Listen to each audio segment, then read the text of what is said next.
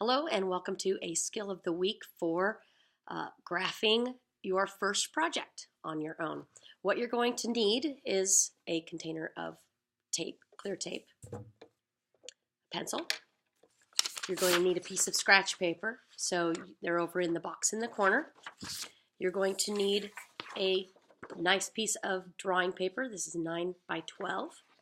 And then you're going to need the box of ideas that has the envelopes in it with the animals that you'll be choosing from. So we have African animals, we have sea animals, we have dinosaurs and dragons, dogs, and then sports people.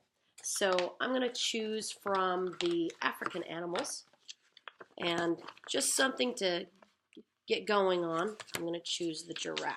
I don't think I've ever done the giraffe before. Okay, and I forgot, you're going to need a ruler too, and I like to get the ones with cork because they don't slide around on the paper. Okay, so if you notice, these papers are cut crooked. Okay, so just like a magazine page or something like that, you can't guarantee that they're going to be cut straight. So that's why we use a piece of scratch paper. We're going to tape it onto the scratch paper so that we can have two clean edges to work with.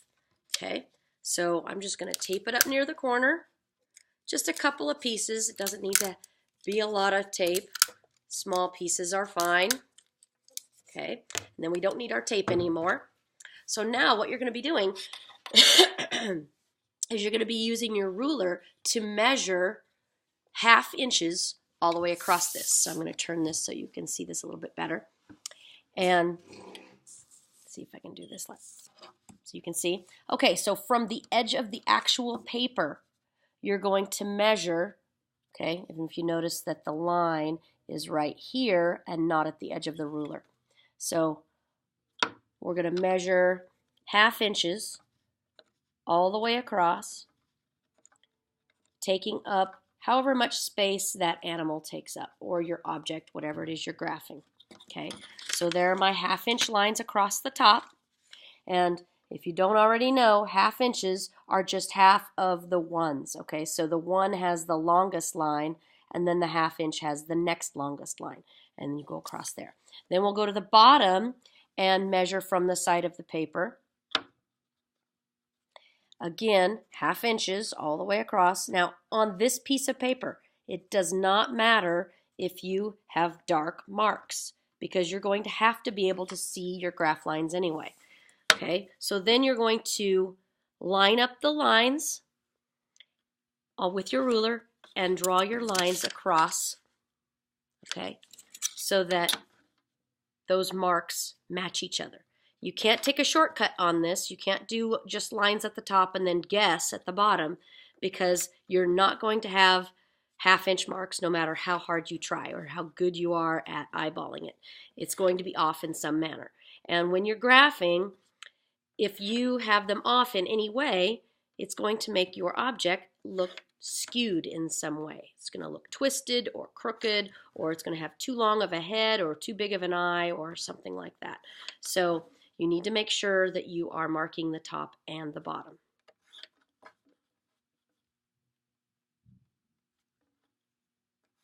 Okay, so now I have all of my vertical lines. So to get your horizontal lines, you're going to measure from the top of the paper. Move this back a little. Okay. Measure from the top. And again, it's going to be 1/2 inches all the way across the page.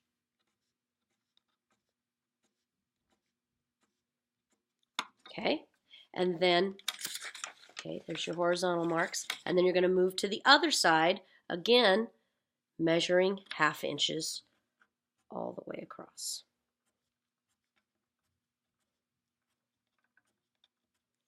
Okay, and then you're going to line up your lines. Oops, I didn't do that first line. Oh, you know what? That first one doesn't matter because the giraffe doesn't start until down here anyway, so it's okay. It works.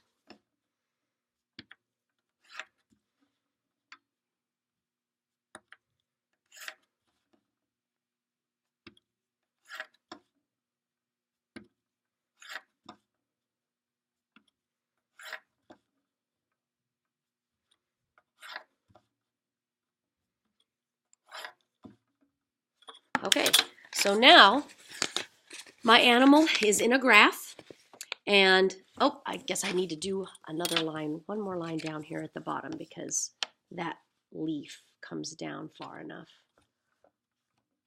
There we go. Now the leaf in his mouth has a graph, okay? So now you can see that it takes up 1, 2, 3, 4, 5, 6, 7, 8, 9 boxes across, okay? And then the boxes down are 1, 2, 3, 4, 5, 6, 7, 8 boxes down. So 8 down, 9 across.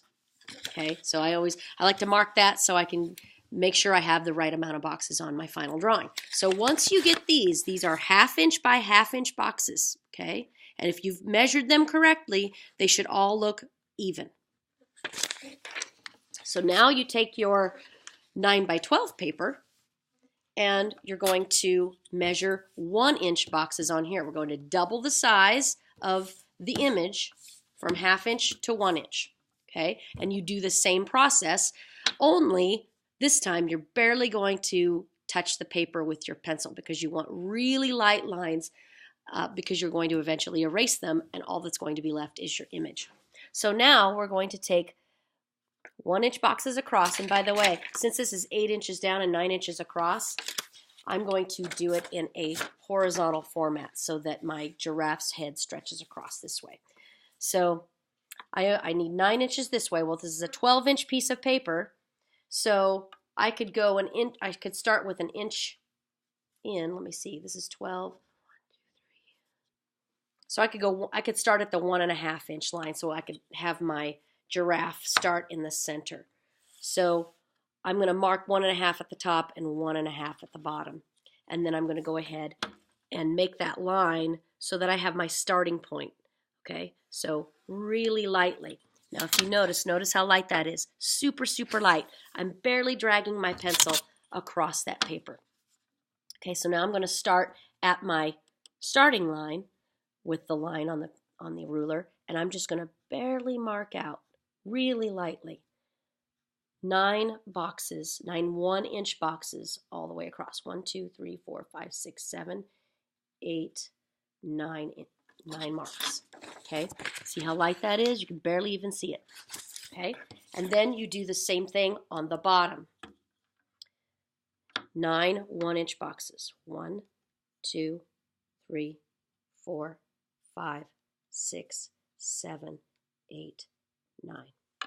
Okay, so now my giraffe's head is going to be in the center of the drawing. Now all I have to do is draw my lines. I like to hold my fingers at the back of the pencil. That'll keep it light because all I'm going to do is just drag that pencil across the page. I'm just going to let the lead do the work. I'm not going to really push down on the pencil. That way I get a nice light line that's really easy to erase.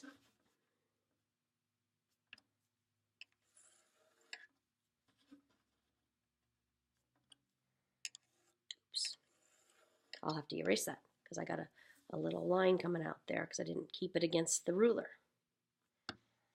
But since I drew it really light, it's easy to fix.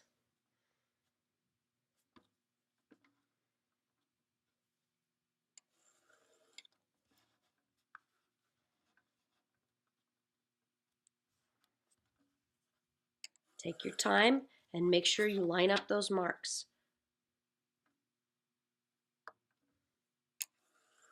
Okay, so now I have my horizontal lines and they're super, super light. Okay, and now I'm going to do my horizontal lines. Did I say vertical lines or my horizontal lines? But anyway, I'm going to do my horizontal lines now. So now I'm going to turn my paper and mark this way. Now I had 8 going up and down, so this is a 9-inch piece of paper. So I could start at the 1/2 inch line, make a 1/2 inch mark, go to the other side of my page, make a 1/2 inch mark,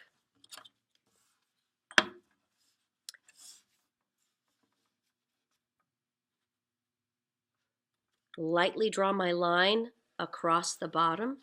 Okay, so that's going to be my reference point. Okay, see that little 1/2 inch line? for my 1-inch lines going this way. And that will keep my object in the center. 1-inch marks all the way across. Okay, so I have 1, 2, 3, 4, 5, 6, 7, 8. Okay, and then I'll go to the bottom. And 1, 2, 3, 4, 5, 6, 7, 8. Okay, and then I will draw my lines between the two marks. Sometimes we need to double check those marks too to make sure that we measured it correctly. It should be really easy to mark on the inch line because everybody should know where an inch is, but double check it just because you might have gotten one mark off or something, and then it's going to be 1/8 of an inch off, and your lines are going to look crooked.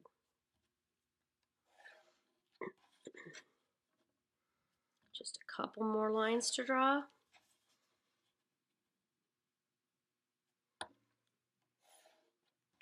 And notice that I keep holding my pencil at the back of the pencil just to keep it really light. Just drag that line across lightly. Okay, so now I have my graphed paper done in 1-inch boxes, and they are all even.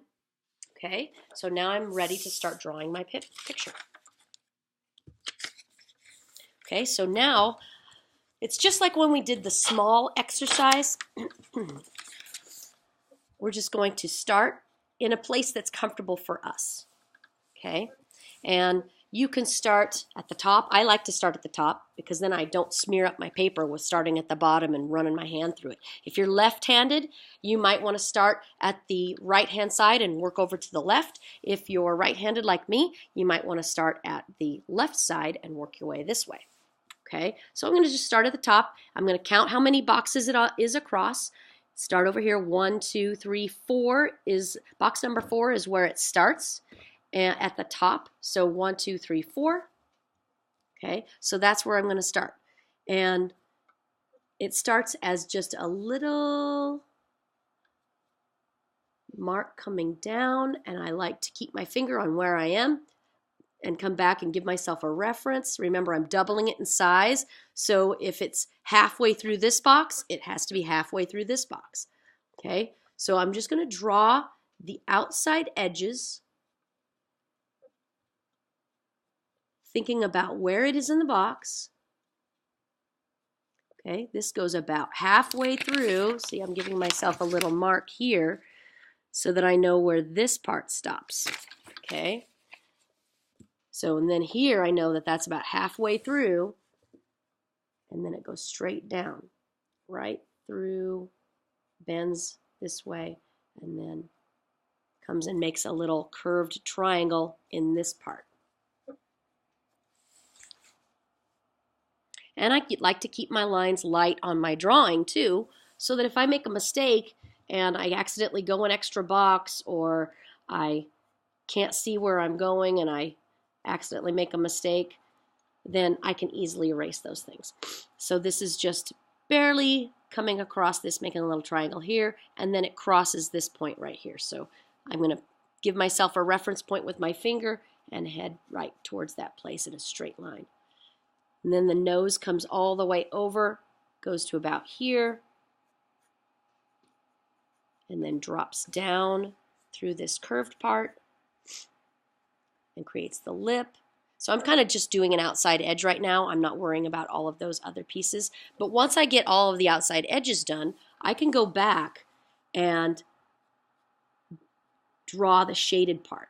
Okay, I'm just going to draw where I see those dark areas. So like this part, okay, is this part. All right. And then paying attention to this dark line, that just comes through here. It stops at that line. Then there's a dark line up here that starts his ear. And it comes down through this box, comes back, goes out, comes back, and then crosses through that box there. But I like to always keep my finger there so I know exactly where I am and just keep looking back and forth and constantly referencing my photo so I know exactly where I'm going.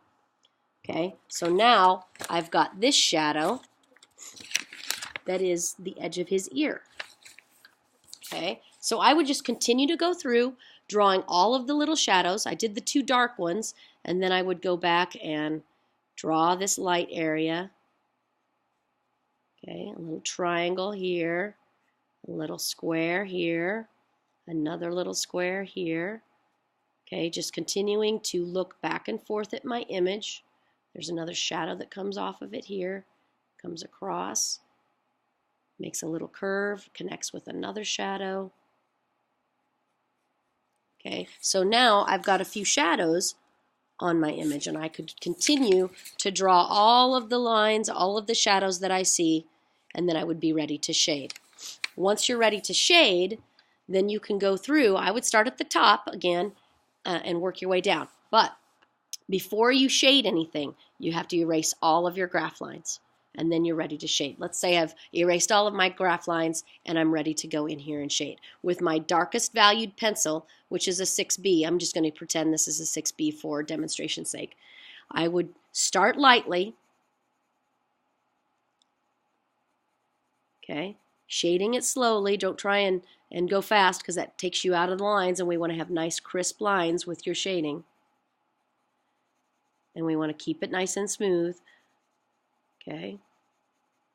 If I start lightly, I'm going to end up with smoother shading, good layering, rather than something that's so dark that it curls the paper. Okay, so now I'm going to layer. I'm going to get another layer on there, slowly building up that value so that I get a nice dark value without destroying my paper.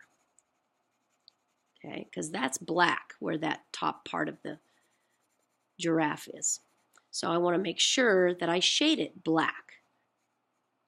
And then each value is going to have varying degrees of value. So this is my darkest value, and then I'll be working down towards the other values.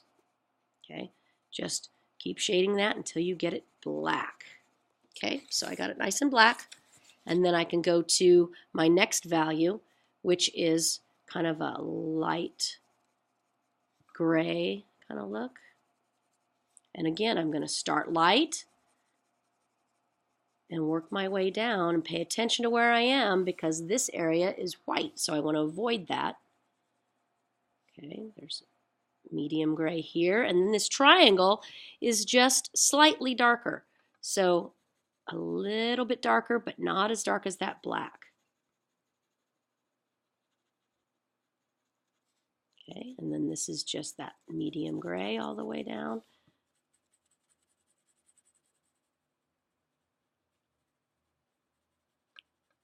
Slowly and patiently is the best way to shade.